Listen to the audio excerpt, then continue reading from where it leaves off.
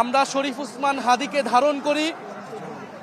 শরীফ ওসমান হাদীর যে অসমাপ্ত বিপ্লব, তার যে এই কর্মসূচি, দেশকে রক্ষা করার, দেশের সার্বভৌমত্ব এবং জুলাই গণ অভ্যুত্থানকে রক্ষা করার এবং এগিয়ে নিয়ে যাওয়ার যে কর্মসূচি, সেই কর্মসূচিকে আমরা এগিয়ে নিয়ে যেতে চাই। শরীফ ওসমান হাদী এই শাহবাগে দাঁড়িয়ে তার সাংস্কৃতিক এবং রাজনৈতিক লড়াই শুরু করেছিল ভারতীয় এবং বৈদেশিক আগ্রাসনের বিরুদ্ধে, বাংলাদেশের সার্বভৌমত্বকে সমুন্নত রাখার পক্ষে। জুলাই গণ অভ্যুত্থানের মধ্য দিয়ে আমরা শুধু আওয়ামী লীগকে দেশ থেকে বিতাড়িত করি নাই, বরং ভারতীয় যে এস্টাবলিশমেন্ট রয়েছে তার বিরুদ্ধে জনগণ রায় ঘোষণা করেছে। 1971 সালের পর থেকেই বাংলাদেশে এই আধিপত্য কায়েমের চেষ্টা করে পার্শ্ববর্তী দেশ ভারত। নিয়মতান্ত্রিকভাবে, গণতান্ত্রিক উপায়ে আমাদের বক্তব্য, আমাদের আন্দোলন এবং আমাদের কর্মসূচি চালিয়ে যেতে হবে। জুলাই গণ অভ্যুত্থানে এই শাহবাগের জায়গা থেকে আমরা আমাদের আন্দোলন শুরু করেছিলাম নিয়মতান্ত্রিকভাবে, শান্তিপূর্ণভাবে, কিন্তু আমরা এটাও বলেছিলাম আমরা শান্তিপূর্ণ উপায়ে আন্দোলন করব, কিন্তু যদি আমার গায়ে গুলি পড়ে, আমার ভাই আহত হয়, আমার বোন আহত হয়, তবে আমরা প্রতিরোধ গড়ে তুলব। আমরা তখন শান্তিপূর্ণভাবে বসে থাকবো না, আমরা লড়াই করব, আমরা প্রতিরোধ করব। আমরা সেই প্রতিরোধের ঘোষণা দিয়ে এসেছি। বাংলাদেশ এখন কার্যত একটা যুদ্ধ পরিস্থিতির মধ্য দিয়ে রয়েছে, যেখানে জুলাই গণ অভ্যুত্থানে অংশগ্রহণ করা প্রত্যেকটা ছাত্র, তরুণ এবং এই দেশকে ভালোবাসে এই সকল নাগরিকের জীবন বিপন্ন।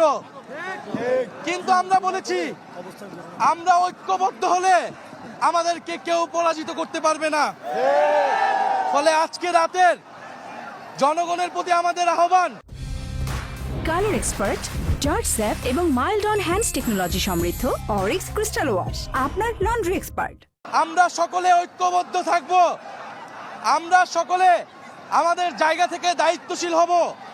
কারণ আমাদের ক্ষোভের ব্যবহার করে আমাদের আন্দোলনের ভিতরে অনেক ধরনের স্যাবোটেজের পরিকল্পনা আছে।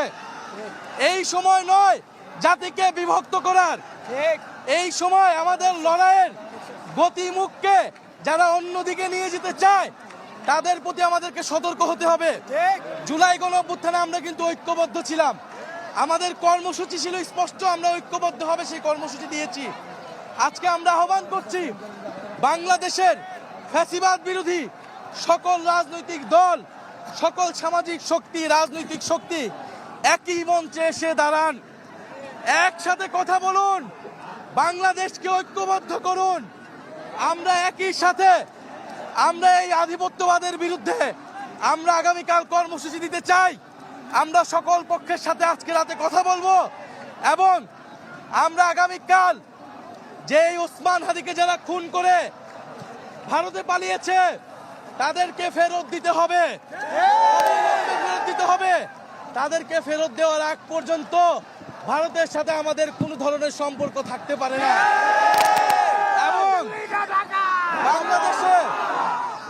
বাংলাদেশে যেই গণহত্যাকারী বাংলাদেশে গণহত্যা করে, যে দিল্লিতে আশ্রয় প্রশ্রয় পেয়ে এই সকল ষড়যন্ত্র, সকল খুন, সকল যুদ্ধ পরিচালনা করছে সেই শেখ হাসিনা, আমরা এবার আর ভুল করব না। এই লড়াই আমাদেরকে অব্যাহত রাখতে হবে। কিন্তু আপনাদের প্রতি অনুরোধ থাকবে, আমরা আজকে কালকে নামবো, আবার পরশুদিন বাড়ি চলে যাব, আজকে এখানে সেখানে আগুন লাগাবো, কালকে বাড়ি চলে যাব, এটা আমাদের আন্দোলনের গতিপথ না। আমরা এই শাহবাগে আজকে এসেছি, শাহবাগে আমাদের আন্দোলন অব্যাহত থাকবে, আমাদের দাবি পূরণ না হওয়া পর্যন্ত আন্দোলন অব্যাহত থাকবে।